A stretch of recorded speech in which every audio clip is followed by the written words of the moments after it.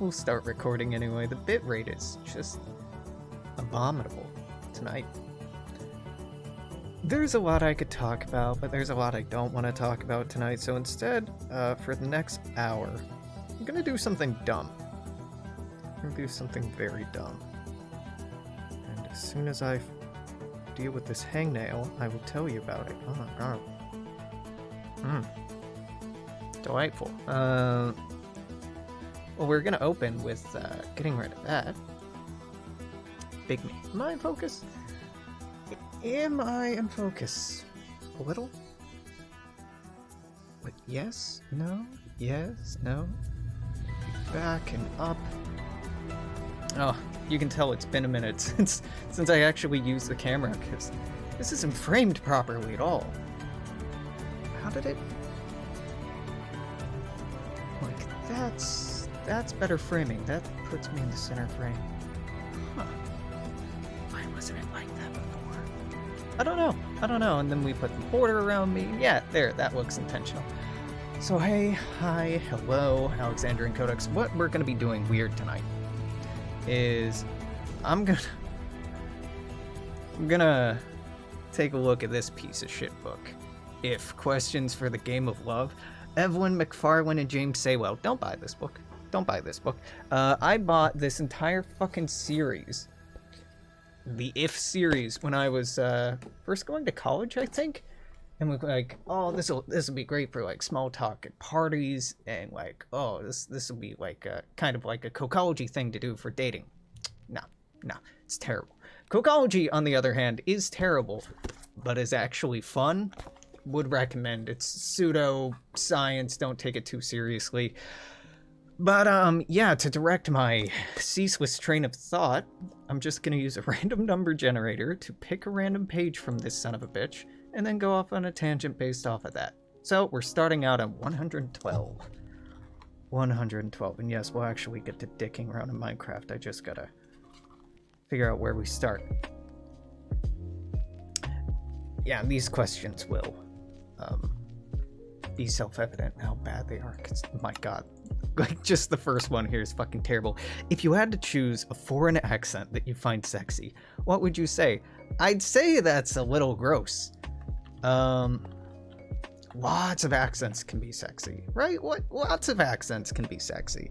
But like a particular one? I don't know, that seems very fetishizing. If I had to guess, the authors of this book are probably, white people. Okay, last time we did a bunch of glow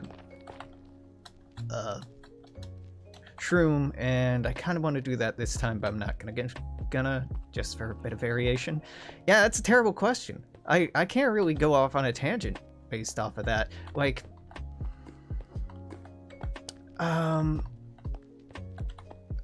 yeah, lots of accents can be sexy. Is there like an unsexy accent? New Englander, Boston. Bostonian accent, not sexy. Traditional New England accent, nah, I don't think that evokes anything in me. Even like in the United States, like Southern accents can be very pretty, sexy. Like Mid-Atlantic coast, there's something to that. It's not really my jam, but there's something to that, and I'm not gonna pretend like there isn't.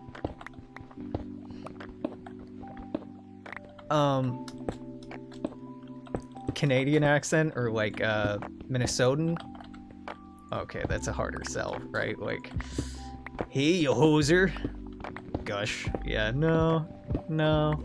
Can't really say that does anything for me. No. I came out here to have a good time tonight. I ain't about this.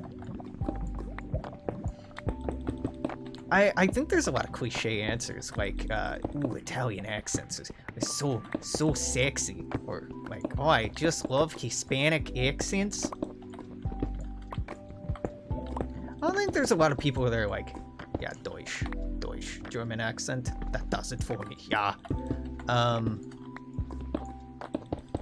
Not that there aren't sexy German people, or that a German accent can't be sexy, just not one that I typically find particularly interesting.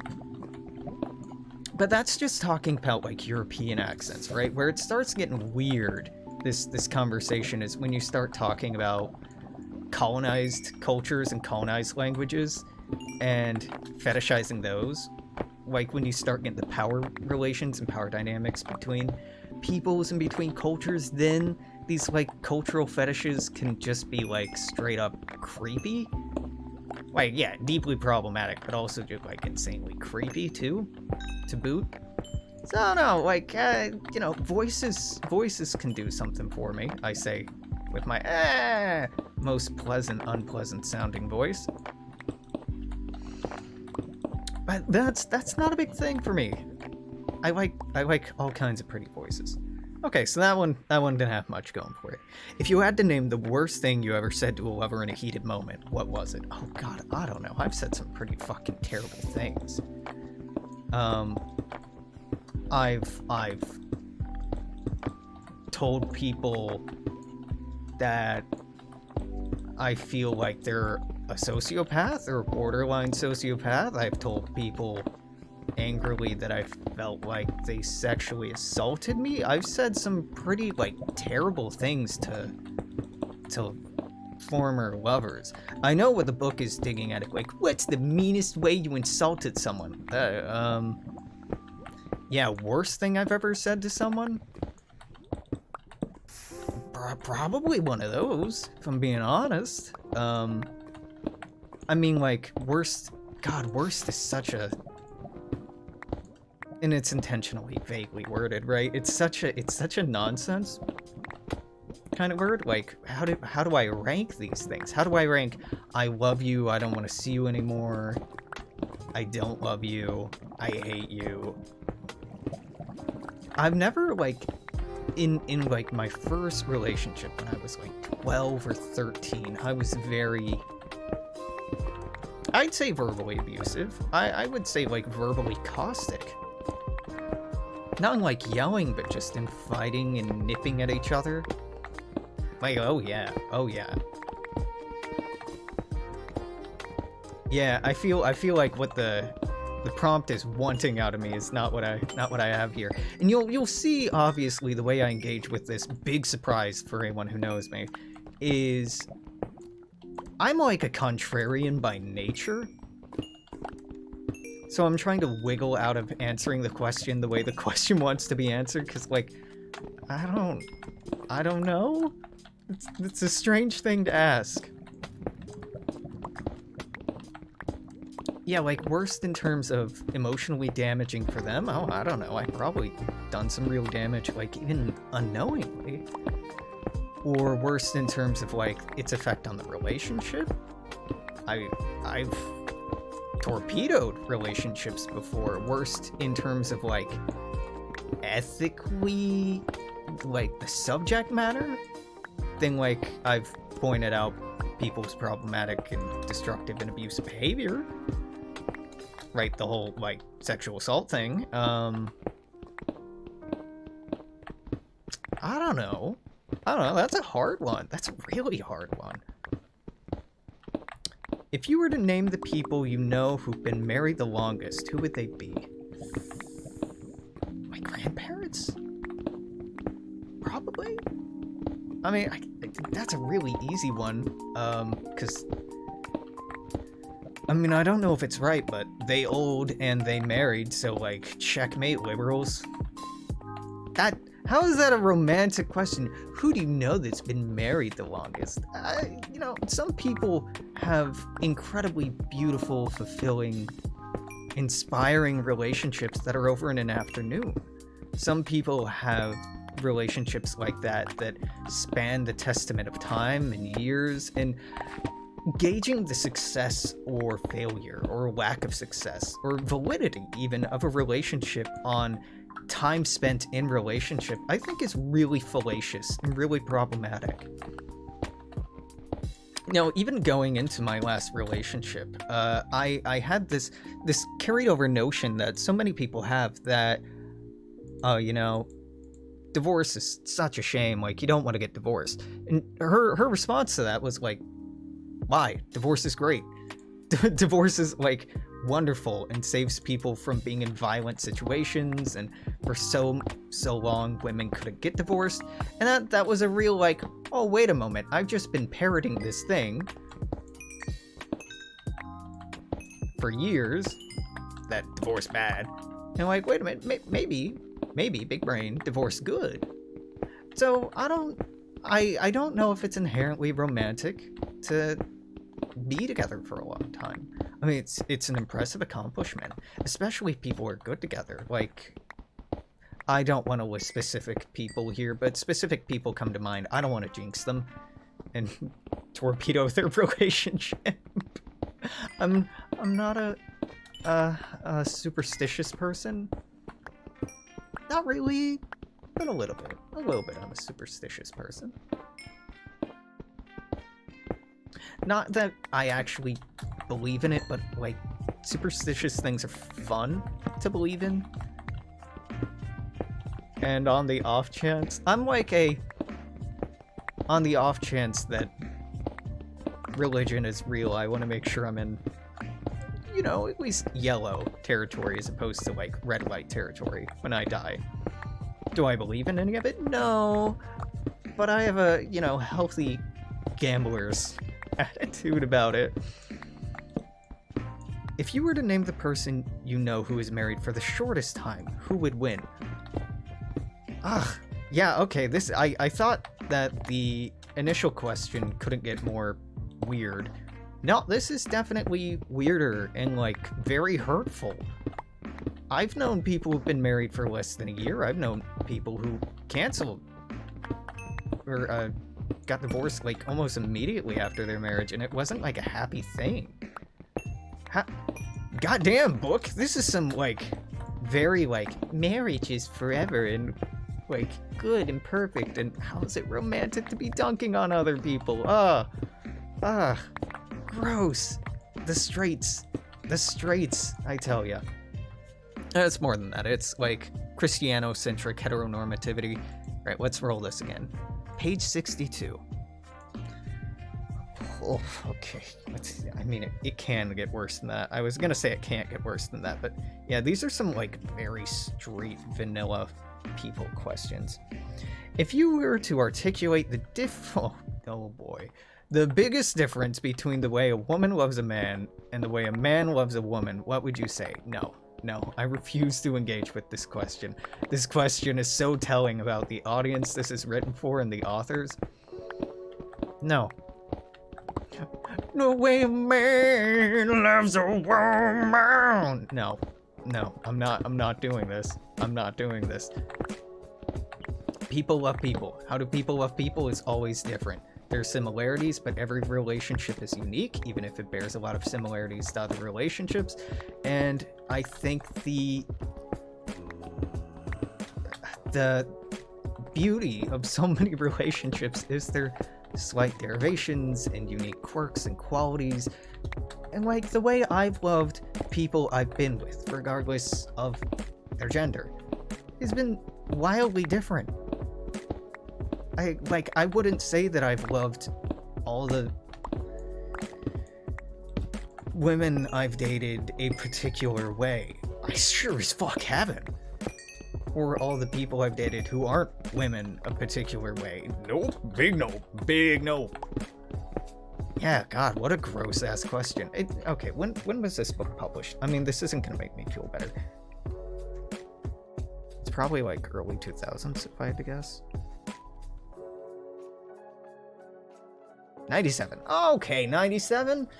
Yeah, I mean, this is pretty pop culture stuff for the 90s. Okay, yeah, I'd buy it. I mean, it makes it more understandable, but it makes me like this even less. If you found your true love, how long would you truly wait for them to return your love? It's kind of weird and gross, man. I don't know. If you love someone, love them. They don't have to love you back. Relationships are not transactional. You don't have to... Number one, true love doesn't exist. True love is completely fake. Love is a product of a lot of different factors, but there's no metaphysical best match out there for you. Maybe there is, but like it sure as fuck has no basis in like divinity or fate or anything like that. That's fucking stupid. I guess like the romantic thing in the 90s would be like, I'd wait forever for my true love. But like, I don't know, man. Like if I love someone romantically and they aren't into me romantically, you know what I do? I back off. Like, I still harbor those feelings as respectfully as I can. I respect their boundaries, and we just go about that way. It's like incredibly predatory to be like, I'll wait for you to change your mind. I'll be here waiting. And it's one thing to be like, you know, if you ever change your mind, I'll be here. Okay, yeah, that's fine. But it's another thing to be like, have this expectation that the other person will eventually come around. And this whole, like, true love notion definitely places that expectation, even if it's an unvoiced expectation that, ooh, eventually, I'ma get you. Ugh. If you were to name the one thing about your love life that you're most ashamed of, what would you say? God, when I was a teenager, how bad of a communicator I was? I mean, there were some, like, truly hurtful and painful things I said to people when I was younger. And I suppose probably, when I've been, well, you know, every moment in the past is when I was younger, so that isn't very specific. There's also, like, instances of, like, I'm ashamed of my failures to care for people and to be in, like, an empathy-first kind of headspace. I'm ashamed of my jealousy, my greed, my paranoia, my fear of abandonment has been truly crippling in relationships. But also, like, I'm ashamed that, like, I'm not a perfect person. I have instances when I was a teenager of being, like, blackout drunk and making out with or hooking up with people who are also blackout drunk and, like, making the first move in that capacity. And at the time I was like, drunk people just, you know, act differently. But now I'm like, man, I don't ever want to hook up with anyone who I wouldn't want to hook up with or who might not want to hook up with me when we're sober. And I get really grossed out thinking about how much in that, like, woo, let's get wasted and just go crazy kind of culture I was in, and the resultant relationships, or not even relationships, but like interactions, one night stands, makeout sessions, hookups, whatever. Yeah, that's not a part of my history I'm proud of. So, yeah, there you go. There's some of my most shameful, like, cringy love life stuff. Man, gotta say, Book, you were the chosen one. I really didn't have high expectations going into this. I didn't think it'd be good. It's just like, damn, this is worse than I thought. If you were to name a person in your life who you were attracted to but should not have been for some reason, who would it be and why? Oh, like, plenty of people. Like, Jubilee. When I dated her in college, we hooked up while she was in a relationship. Everybody who was in the dynamic then is aware of what happened. But, like, oh, you know, obviously should not have done that without, like, communicating clearly before and getting consent and buy-in beforehand. Like, oh, totally shouldn't have done that. When I was 17, turning 18, that summer I had a prolonged series of hookups with a nurse who was 27, 28. I really had no idea who the fuck she was. Met her on Craigslist. I think her name started with an H. Heather, maybe? Not Hannah. Heather, maybe? I don't know. That was inadvisable. Just because... Was I a minor? I'm really having trouble remembering if I was a minor, if I had already turned 18. I think I was legal. But, like, still, that age gap with knowing my limits on communication, like, I straight up did not know my boundaries or what I wanted. I was sexually inexperienced, and I wanted to remedy that and address that before I went off to college so that I could be more confident in future relationships. And you know what? That's okay. That's okay to go into a relationship and be like, hey, I just want to hook up and learn and, like, practice sex. Like, I'm not in love with you. I'm attracted to you, and I find this situation or dynamic sexy. And that's okay. That's okay. You can just say that and both agree on that and not have to skirt around it. But oh my god, I did such a shitty fucking job. Such a shitty job. Should not have done that. There was a time I visited Arizona, and when I was living in New York, I visited Arizona to see some of my friends who were still living there. I hooked up with a beautiful, brilliant young woman whose name I can't remember. I tried to remember it. I think it's like an old lady's name is what she had, and that's what stuck with me the most. I never wrote her name down. I must have had her as like a contact at one point, but I deleted it. I'm really showing my whole ass here, just be like, yeah, there are people I've hooked up with whose names I don't remember.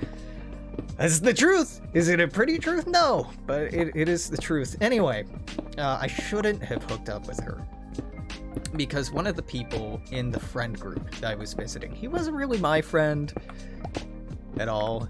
He was like a friend of a friend, and we were like fine, we were acquaintances. He had such a thing for this woman who was just not into him at all.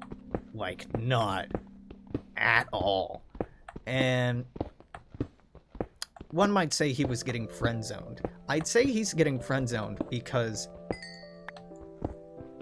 his intentions were to twist the relationship into one of a sexual nature by being her friend and trying to, you know the whole incel-y way that people do this. I don't have to explain it to you. It was that. And then I show up, and Bev? Was it Beverly?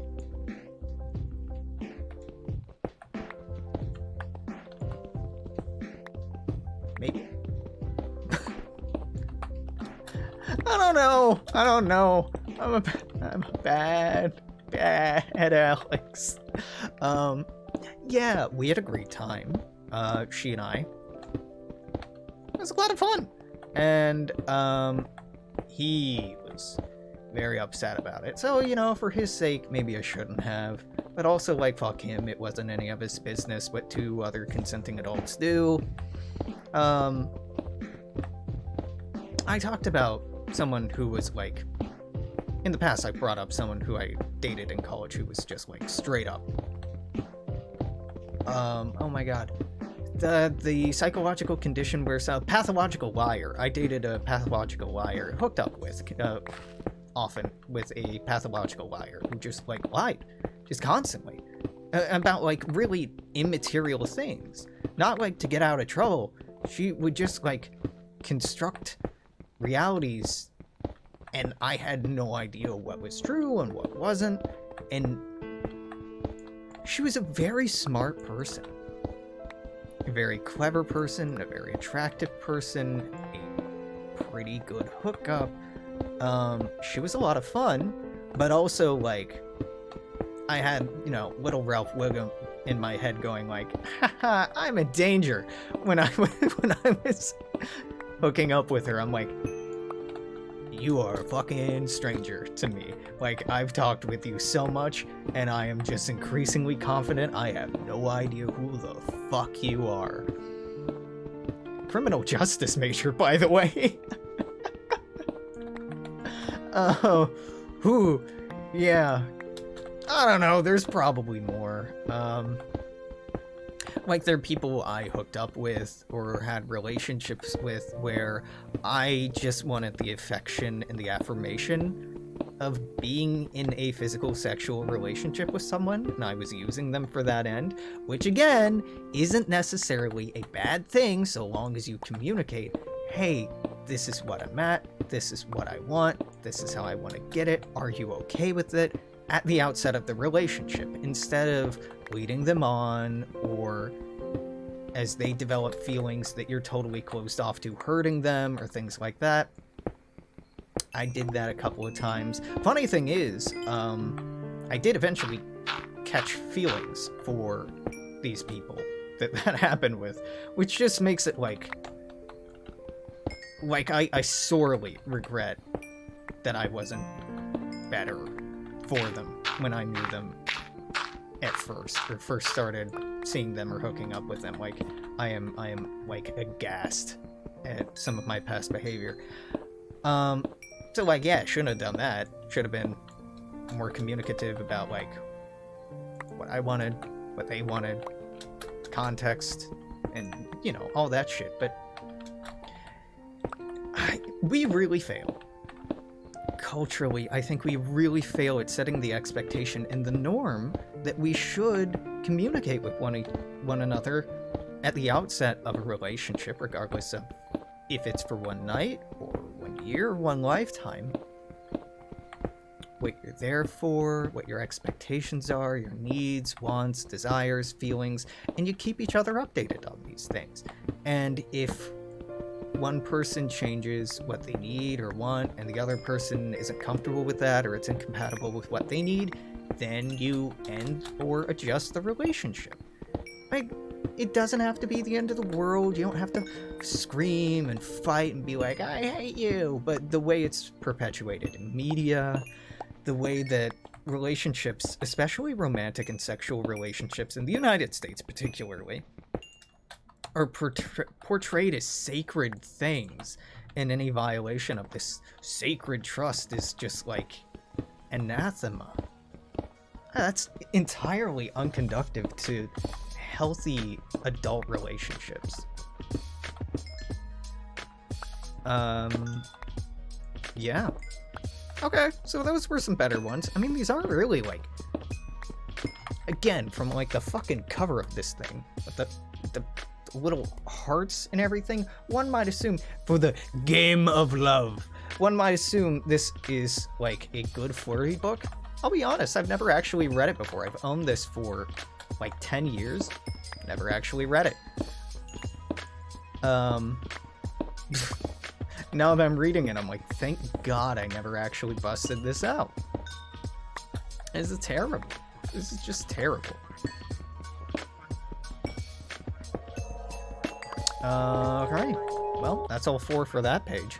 We're at 30 minutes. Wow, this is actually a goldmine for content if I don't want to think.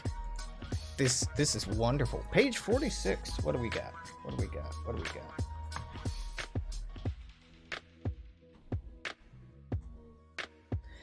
If you could... Oh, no. Oh, no. Okay. Hello, 1997. If you could convert one heterosexual to homosexuality, who would you choose? Would it be temporary or permanent? What the fuck is wrong with you, authors? Yep, and the next question is, if you could convert one homosexual to heterosexuality, who would it be? And same question. What's wrong with you? What in the fuck? That is horrifying. What if conversion therapy?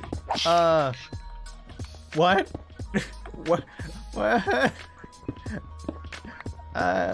Sir, this is a Wendy's? What the fuck? Yeah, okay. I will not be answering those questions, because I have no desire to do that. It's deeply fricked. If you were to ask someone you love for a single proof of their love for you, what would you demand? I wouldn't. That's a very terrible thing to do. Prove thine love to me. Yeah, don't. Just earn my trust. Be honest with me. Consistently communicate with me. And if you love me, love me.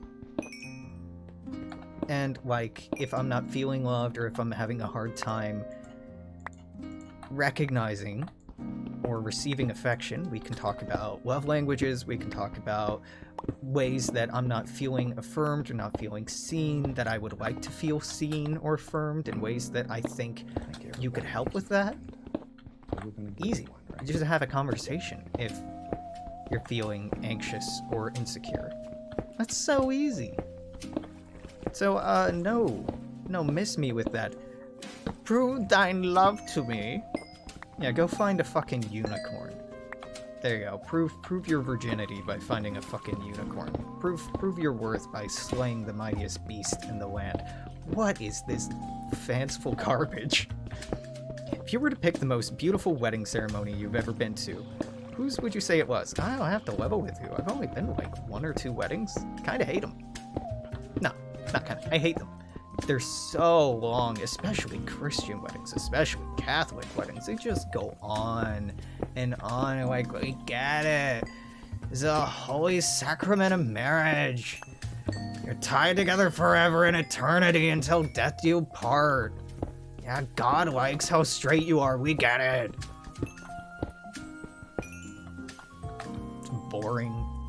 And, like, you're supposed to celebrate that they're happy together, but most of the time, you know, like, one of the people getting married and, like, not the other one, and so you're supposed to be like, oh my god, I'm so happy you're together. Bitch, I don't know this person you're marrying. Why am I happy? Because you're happy? You've made a lot of bad choices in your life. And this isn't directed towards a specific person.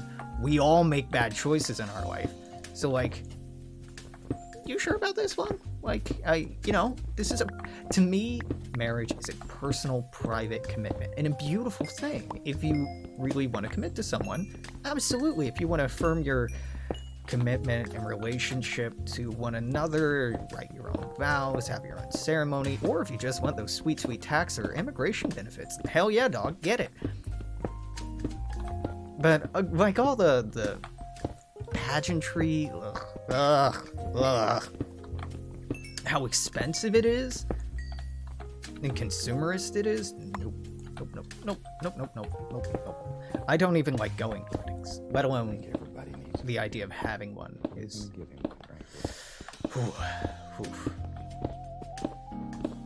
Well, that page sucked. That got me through like 4 minutes. I don't want to elaborate on any of those. Get me out of here with this weird homophobic shit. Page 10. If you had to select the sexiest word in the English language, what would you say it is? Alright, I'll subvert expectations here once again. Consent. Yeah, it's gotta be consent. Oh, you want me to say, like, velvet, synchronize, serendipity, voluptuous. Yeah, you want one of those, like, a lot of hard consonant sound words with not a lot of vowels, or just a few vowels. You want one of those, like, cliche sexy words. This is not a me bit. This is an XKCD bit. XKCD did because XKCD has done everything. Years ago did a comic detailing how to create the sexiest words by approximating what words people consider sexy or not sexy. And essentially the rule was that it had a lot of hard consonant sounds and like very few vowels, but there were exceptions to it because like the word zizigi, not super sexy. But there's a formula for this. But I say consent because, like, not when I was younger. When I was younger, like, the idea of spontaneity and, communication wasn't sexy to me yet, which is really a shame because it's not just sexy, it's, like, wildly reassuring and comforting, and it makes relationships safe. So that's a lot of it. It makes me feel safe, it makes me feel seen. It makes me comfortable with people I hook up with or have relationships with. It makes me more confident of the boundaries, the rules, the expectations, just everything. And it makes it easier to be authentic. It makes it easier to feel celebrated and loved. It makes it easier to celebrate love other people if you're not constantly doubting whether what you're experiencing or feeling is real or too like just consent and communication. Like, oh yeah, that's it. That's absolutely it. Oh boy. If you had to involve directly one type of food, oh god, in the next sexual act, what would it be? No. I've had partners try to be like, it sounds really hot to like eat, insert fruit. Like, that seems really sexy. I'm like, okay. No, I don't. Like, Jesus Christ, whipped cream or like chocolate syrup? Do you want a yeast infection? That's how you get a fucking yeast infection. You want to apply a syrupy, sugary liquid to parts of our bodies that will have a high likelihood of going near parts of your body that sugar interacting with will almost always lead to a yeast infection. That's hot for you? Have you really thought about this, or does it just like, I don't know, food and sex to me are like, these do not cross. These do not cross. It can be a very sensual activity, eating certain foods. Oh, totally. But no, eating food for me is like never a sexual thing. Never. Hey, so for context, because I don't want to talk about what's happening in Seattle, or I don't want to be a downer, what I'm doing instead is using a random number generator to ask questions from this cursed 1997 If Questions the Game of Love book, and oh dear, it's been bad. It's been pretty bad. I'm thoroughly enjoying it though. It's pretty terrible. What's up next? If you had to pick the kind of person with the hottest body you know but have never slept with, who would you say has it? I don't know, dog. There's a lot of sexy people in the world. Like in 97, so you wanted me to answer like Pamela Anderson, or like this is the context of the conversation at the time, right? But now it's like I can go on fuck my Twitter and see people I will never have sex with who are incredibly attractive.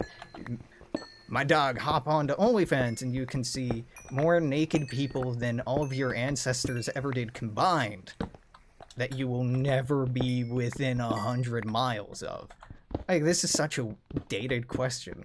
I do not have a specific person. Number one, I don't like ranking hotness on like a linear scale. I went on a date with somebody in November, and they were concerned that, or anxious prior to us going out meeting in person, that I might not find them attractive. And what they were fishing for was basically me to say that I found them attractive, but I didn't know them yet, and I didn't know if I found them attractive. So I'm like, I think I do, but also I'm not gonna like compare you to people I do find attractive, because that's weird and gross. And I hate that that's an expectation. You've licked whipped cream off of your titties, but it was mildly enjoyable. Yeah, you know, I'm not telling other people not to do it. I'm just like, for me, sugary substances, just food is for eat. Food is for nutrition. Food not for fuck.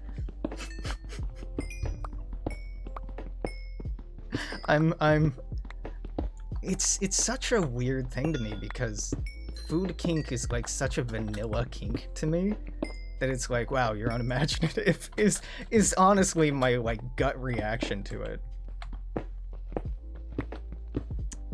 It's bad of me, I know. Am I out of focus? I think I'm out of focus because I haven't used this for a while.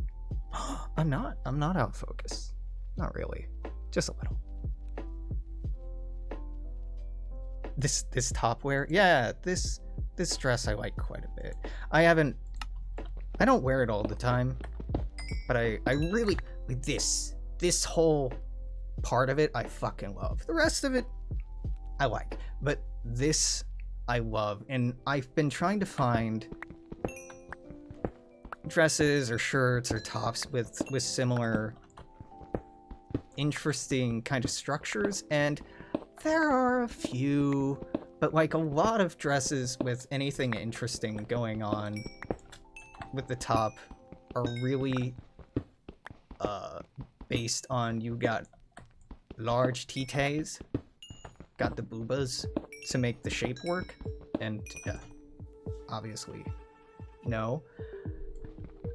And then there's just a lot there like, ooh, it's a V shape. I'm like, that's not really all that interesting aesthetically to me.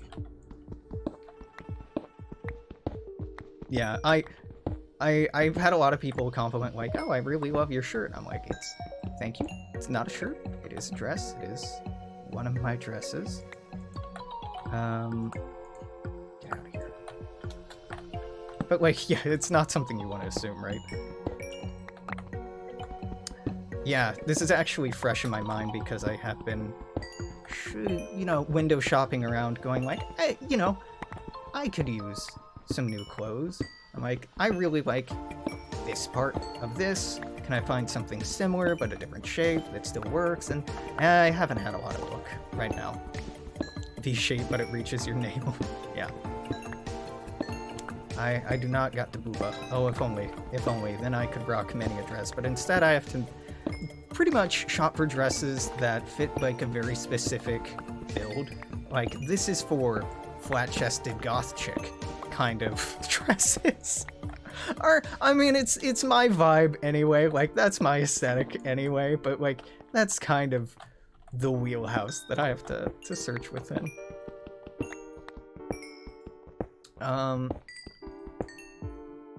If you could change one thing about the way your lover makes love, what would that be? Well, don't have one at the moment, so can't really answer that question. Also, feels like something you should just talk to them about and not have to be prompted by a book. But I'll entertain the question. Past lovers? This is such a bad answer. More confidence. Almost to a T. Almost to a 1 is the expression I wanted to use. Confidence is incredibly sexy. Incredibly sexy? For me personally. Haha, you're a sub, we get it.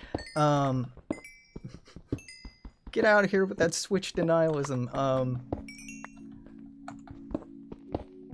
Yeah, that's probably, especially my last consistent sexual partner. That was something I really wanted for them, but because our relationship was in a bad place, it didn't really feed into either of our senses of confidence or security. So it was really a negative feedback loop of like, I found their lack of confidence kind of off-putting or like disappointing, and I didn't really give them a lot of opportunity to grow that confidence, and so it was an Ouroboros that didn't go anywhere. Alex is a flat-chested goth chick, confirmed. I won't say no. I will say,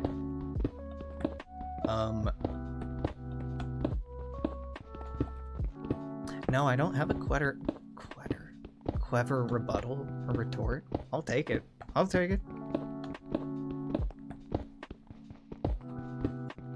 That's sexual. That's very sexual. I'll take it. You want me to take it? That's not what I meant, but it's where my head went. Ugh. Some of these questions have been like really great. Some of them not so much.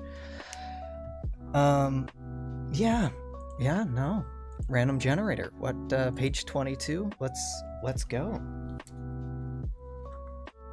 Yeah, I actually like shaved yesterday and like body shaved today. So you get face cam and I get no dysphoria. So that's That's nice. Well, West Dysphoria. Oh god. If you had to recall the riskiest place you've ever had sex, where would it be? I don't feel comfortable answering this question. In a car. In a car with other people in it. There, you happy? You happy? What car? What people? No, I will not be getting any more specific than that. That was no, that was disrespectful to everybody else in the car, even if they were not aware. Nope. That's probably the worst one. I've had sex outside, I've had sex literally across the hall from somebody's sleeping partner, but yeah, definitely the car with other people who weren't consenting. That's the worst one. What car? Barack Obama's. Listen, I told you that in confidence. Listen to Emo Boy by Aisha Erotica for the first time today, and I don't think I've heard that. I will open up a tab, and I will not watch it because my ass is gonna get DMCA'd if I do. And I have a nice ass, and I do not want it to get DMCA'd. I want it to get monetized in more ways than one. Yeah. There's a lot going on in my city right now, but like one of my predominant thoughts tonight has just been like, do I just want to make a not safe for work Twitter account so I can just post lewds? Like, I'm pretty much there. I'm not gonna post it on main because I've talked about I have family and also people who follow me. I don't want them to just get spammed with sexual content that they didn't willingly get into, but like I'm pretty much there. I had a conversation with two people who I'm like romantically, sexually, distantly involved with today, and they're both like, "You're super hot, and you should take more photos and videos." I'm like, thank you, I guess. I'm glad you feel that way, but like I'm insecure about my photo equipment and my body, and like I guess everyone is, and I do have a lot of fun doing it. So like maybe, yeah, that's been on my mind a lot today. Oh, not a lot. Sure, yeah, a lot today. Granny deserves to see the butt, though. Well, if anybody wanted to, if or when I create the account, it's just going to be linked in my Twitter account as my NSFW Twitter account. I'm not going to hide it. I'm just going to be like, hey, this is an opt-in kind of situation.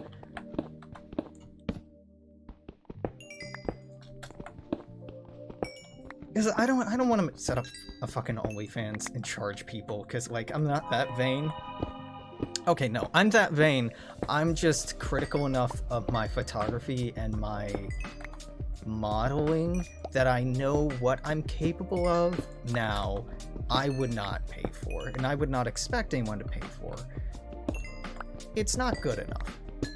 Especially when there's so many people out there that do so much amazing stuff when it comes to modeling, when it comes to sex work. Like, there's some incredible talents out there. And this ain't it, Chief, right? I guess you have to go, and now I have to go.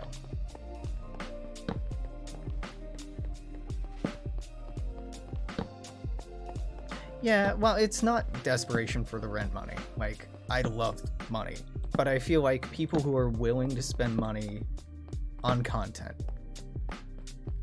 There are people who need it more than me, and people who work harder for it than me, so it would feel really weird, like, using a platform that's typically for profit when I'm, like, I'd just be doing it kind of recreationally.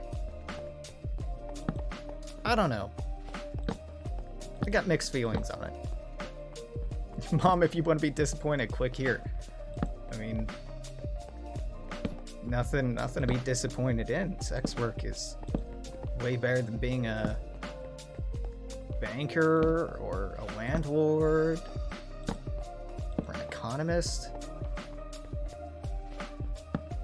being a sex worker, I ain't hurting nobody. I ain't hurting nobody at all. It's just helping people. That's respectable work. If you were to select the moment in your life when you look the sexiest, what would it be? Oh, I don't know. This is a fucked up question to ask somebody in like their... Really, the older you get, the worse this question is. I was beautiful once, but that was a long time ago. I don't know. I think in many ways, now, I'm confident in ways I haven't been in my entire life. And like I talked about earlier, confidence is a huge part of sexiness for me. Huge part. So, I got a lot going for me now. There have been points in my life where I've weighed less. I weigh like 135 to 140. And I'm feeling like that is supposedly a pretty healthy range. I would like to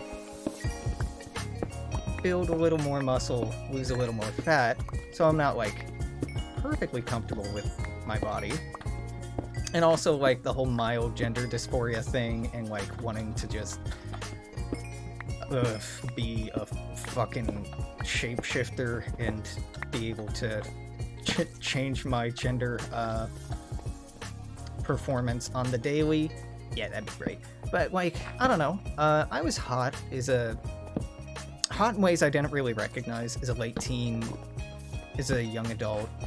In hot in ways I didn't really fully embrace, or I was embarrassed of, or ashamed of, or didn't really like build up or nourish. So I don't know. That's a difficult question.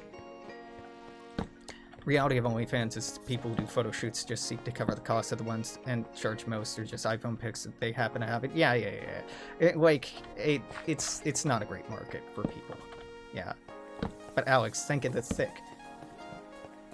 Yeah, but Mino, I can find other people very, very hot who are bigger than me. But I don't like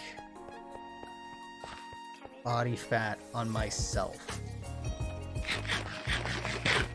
And maybe some of that's like some internalized fat phobia. Like, I don't know. All I know is like I like when my body looks and feels a certain way, and I'm more confident when it looks and feels a certain way.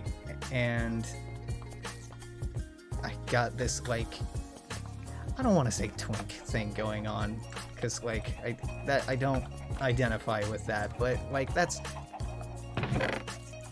it's adjacent or close enough to what I'm talking about. Like, I just want to be cute and hot and able to wrestle, but also like want to be pinned. Wow, there was a lot of diamonds there. I only had, or emeralds. I only had a few prior to this. Yeah, I don't know. Femish? Yeah, femish. Androgynous. But there are parts I really like about being masculine. Like, I know, I have a great fucking jawline, and even though it's like very masculine, I also look at it, I'm like, damn, dude, aesthetically, this is some good shit you got going on here. Like the stubble growing in, like the contrast with my skin tone, it definitely does something quite well. And it's kind of a struggle actually looking at this and being like, yeah, I like how that looks, but also being like, I wish I could just switch it off though and just be like way more femme sometimes and just get you a bod that can do both, basically. And I'm not saying that women can't have strong jawlines, just to me, especially with like the fucking cleft in my chin right here. It just... Yeah. No cat persona. I don't know, I use they them for a reason when like pushed for what my gender is. Like, dude, gender isn't prescriptive. Just find parts of different identities that make you happy, and just, you know, build your own. It's a fucking Build-A-Bear workshop. Just build your own gender. Tear down the gender built for you and make a new one. Find things that make you happy and, you know, make it fit together is really where I'm at. And it's fluid. It's really fluid for me. Some days... I'm sorry, did I just hear a villager? I did. I mean, we're about at an hour, but is that a trader?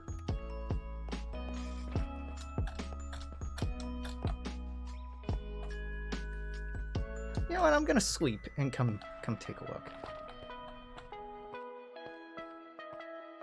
Yeah, I know this is like,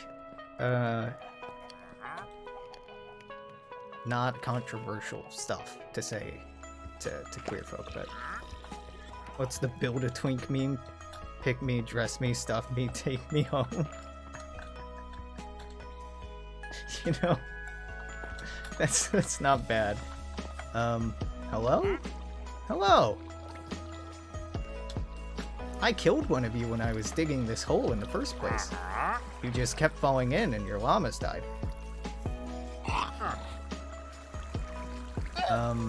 You don't buy anything?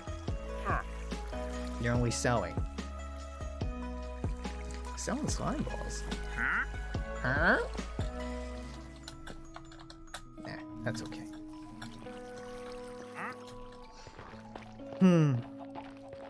Yeah, gender is a fuck. And I don't pretend to have a confident answer to what my gender identity is strictly. Like, I really don't. That's why I'm like, they, them is what I prefer, because, like, it's non-committal and I don't want to think about it. Like, I don't want to dwell on it because it just feels so unproductive for me personally to focus on it until I'm at a point where I have money or access to, or confidence in wanting to fuck with my hormones or my body in more fun and permanent ways. There's nothing I can really do about it right now, so it feels like a very unproductive thing to dwell on. One time you played Minecraft, you found that alpacas only aggro on the character that murders the trader, had a designated hitman that would kill them so we could get free alpacas. RIP. Yeah, when I was digging this, I had a trader that kept on jumping into the bottom, and they would live, but the alpacas would take falling damage, so the trader just kept jumping down over and over and over and over and killed their alpacas. It was very sad to watch, and nothing I could do about it. Let's finish out this page. We're over an hour, actually. Let's finish out this page, and then I'll probably call it. If you were to pick a moment when your mate looked the best that they ever have, when would it be? No, dude, I don't have a mate. Also, using the words lover, mate, and partner interchangeably is fucking weird. I think they're trying to use mate as like a progressive word. Again, this is 97, so partner hasn't really come into popular vogue. To me, mate is someone you fuck for the purpose of reproduction. I don't have one of those. I've never had one of those, and I'm fairly confident I'm never going to have one of those. So can't really answer this question. Mate, breeding kink, or furry? It's straight people do have that breeding kink. If you were to name the woman you know who has most enjoyed her pregnancy, who would it be? This book is cursed. This book is highly cursed. I had fun doing this, though. I might keep doing this for future Minecraft episodes. I think I might interchange it with, like, stream of consciousness stuff, but, like, whoo! Yeah, I don't know what to wrap up on there. You know, communication's important and sexy, and confidence has to come from within. It's such a pity. Early on in like the first half hour, we did get to some questions like, what are your biggest regrets or stuff like that. And I actually got to, you know, be like, hey, you know, here's some way in relationships I failed or some ways I've been really shitty in the past. And then at the end, it's like, who likes being pregnant? How much do you want to pump a baby into someone? Like, I don't. Thank you. Thank you. And also, like, the weird homophobic questions or... Yeah. I think I am gonna wrap up. If you're watching on YouTube, you're probably glad that it's over. But until tomorrow, I'm gonna say toodaloo. Take care. We'll see you then. Bye-bye.